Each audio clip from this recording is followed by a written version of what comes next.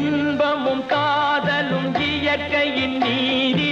ஏற்ற தாழ்வுகள் மனிதனின் ஜாதி பாரில் இயற்கை படைத்ததை எல்லாம் பாவி மனிதன் பிரித்து வைத்தானே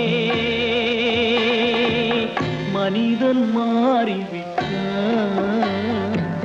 மதத்தில் ஏறிவிட்டான்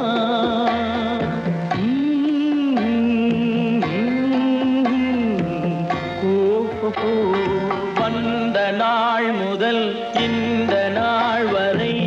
வானம் மாறவில்லை